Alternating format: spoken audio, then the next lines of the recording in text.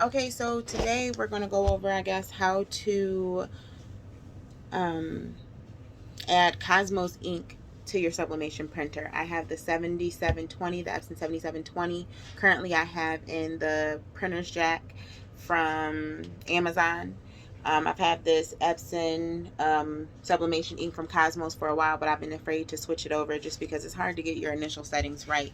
But I do need to switch out the ink, so I figured it was a nice time to do so. So my husband is going to help me record. So hopefully we make this easy for y'all. So we're going to turn it on. We're going to take out the old cartridges, and I'm going to show y'all how we fill these and put this in. Okay, honey.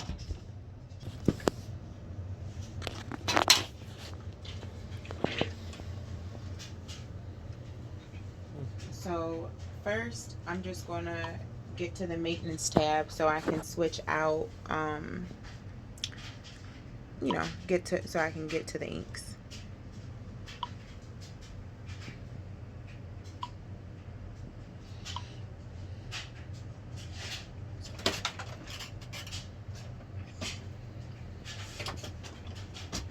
So while that's working, we're going to see what's in this box.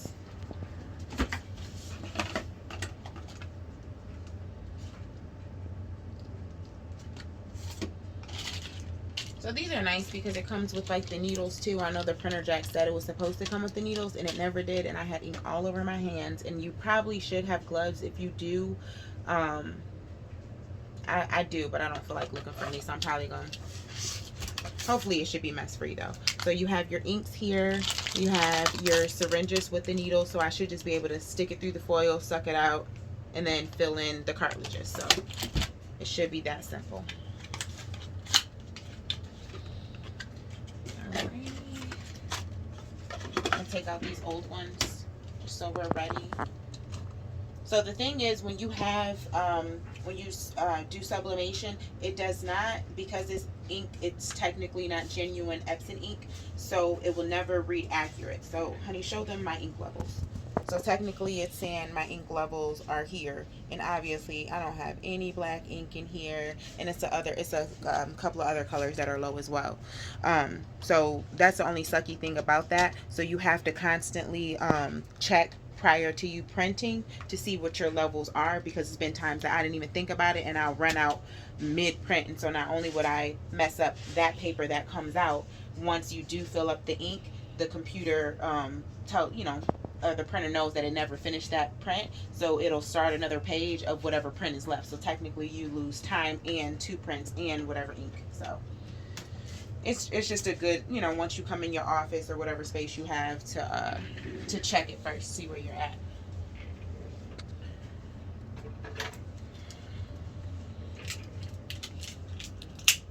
My camera skills probably horrible.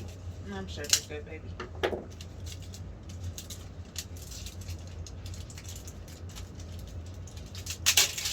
I'm probably gonna keep this box too. It's a nice little box. They did a good job on their packaging. Yeah, I like it.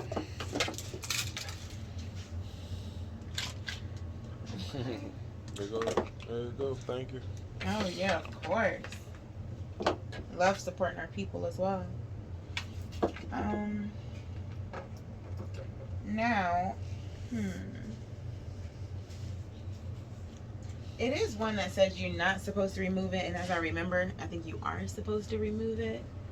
I'm just gonna take a look at my old ones. Remove what?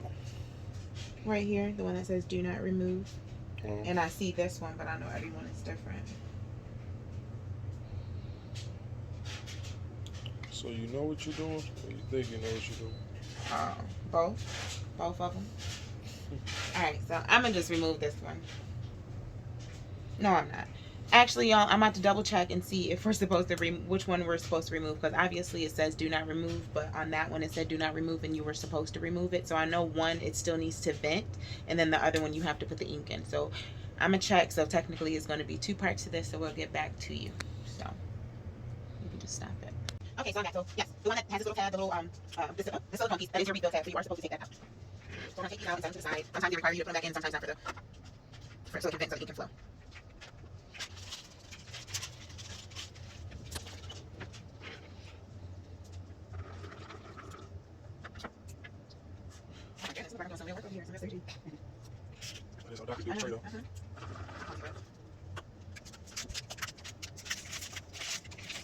It can go like a little rip tab, but I want to use a new iridescent scissors.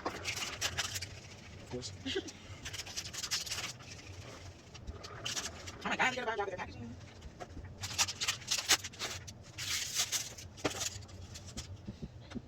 Looks fine. Oops. No. So I thought it was going to have aluminum foil on it, and it doesn't. No big deal. No, I'm not eating it. What's that? Nope. Call me nice, Kiara. Ain't need any review.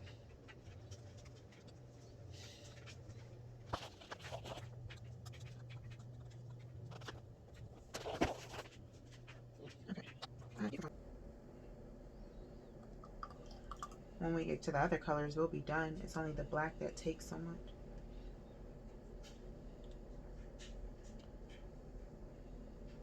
Okay, so that one is filled.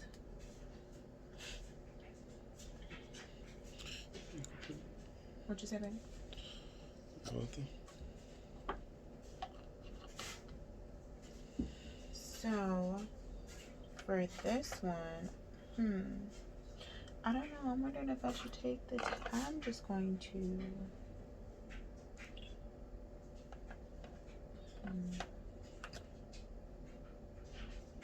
There you go there. That one here? Yeah. You took the clear one out of here? Mm-hmm. Okay. So the clear one don't go back?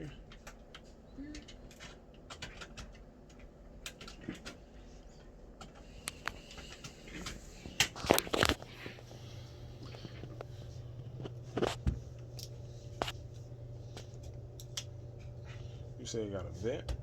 Yeah, one side has to vent so the air, just like if you're, when you get the dish, with not the dish, but the laundry detergent, So this how you one have to don't stay unscrew it off, again. and then you put the clear one back in? Or no? Well, on these, I took the clear ones out. I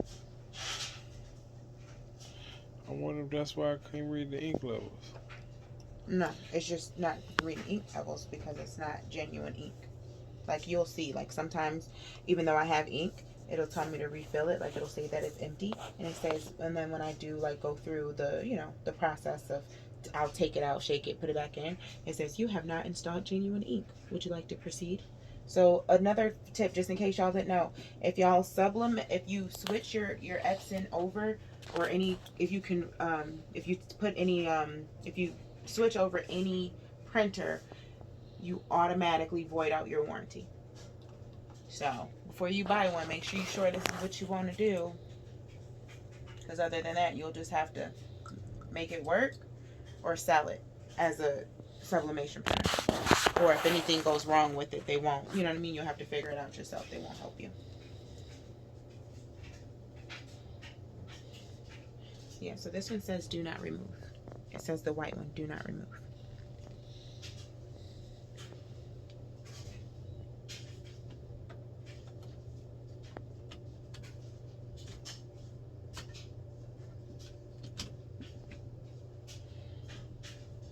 Pause it.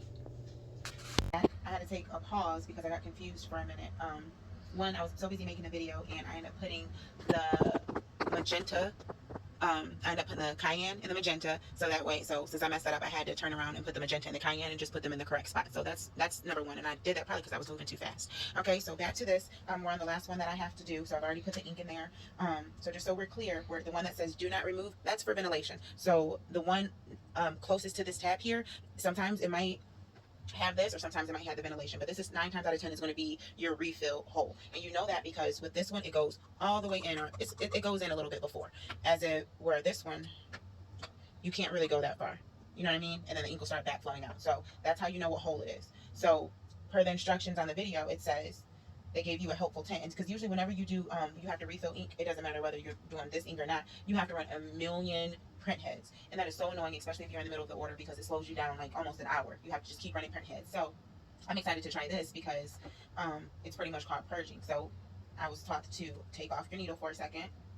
This clear part you're never supposed to remove, you're supposed to keep it because the printer punctures it, but it's a trick to puncture it with a syringe once you get it down there, draw out a little bit of ink slowly, and then you're going to notice it's going to be very, very tight here. So what we're going to do is draw down that ink and get out all those air bubbles, and that's essentially what you're doing when you're running print head cleanings. So it's still tight. It's still extremely tight for me to pull. I hope y'all see this, because in a minute it's just going to release a little bit. So I'm just going really slow.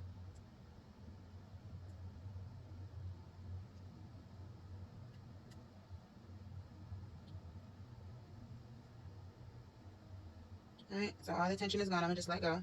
So I don't see any more air bubbles in there. So I'm just going to twist out of that. I'm going to put my syringe back on. I'm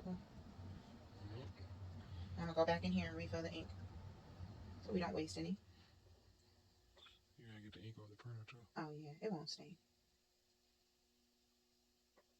Okay, so we did that. And now I'm going to place this tab back on, the one that we refilled. And I'm going to take these out. So you have to take this out so your ink can flow properly. So all these clear pieces come out. Can't see it. Okay. You see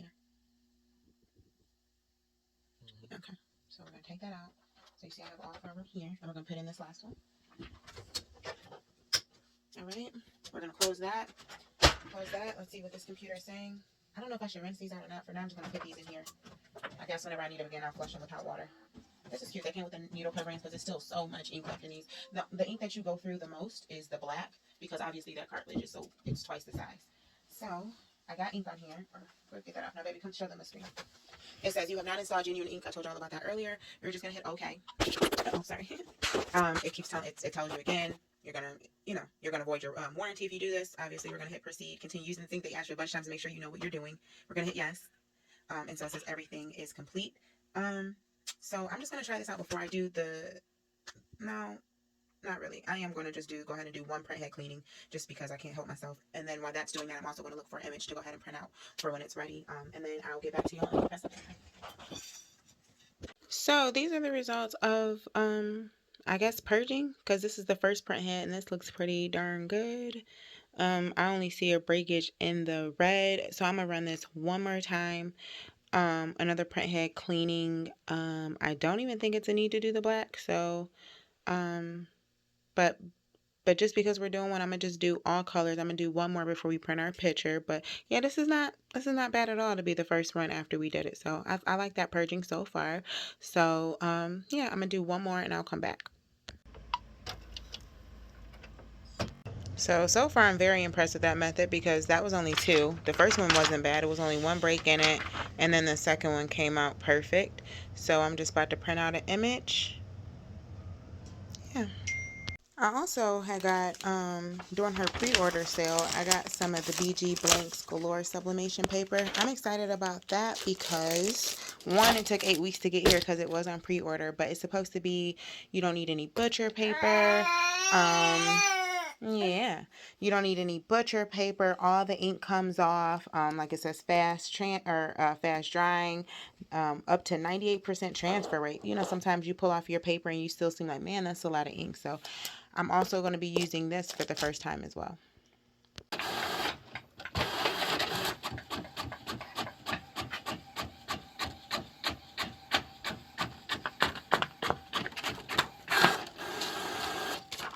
Alright, so we printed this image of a colorful lion, so hopefully we can get good results with that. We're going to put it on a Cricut brand polyester shirt. And then you want to hold this for me, honey? Always got a lint roll, because of course anytime that heat hits this, it's going to turn out the fibers like blue. So like I said, it claims you don't need any butcher paper.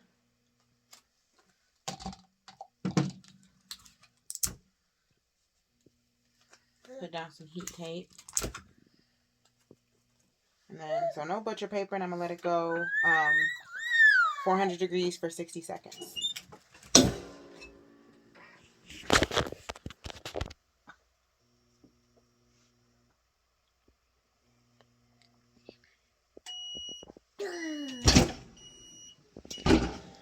So far, did not bleed through, which is cool.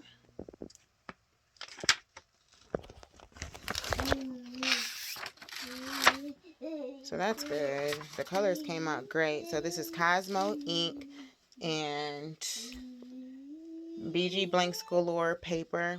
I didn't have any bleed through at all. All the ink came off, and these Cosmo colors look awesome.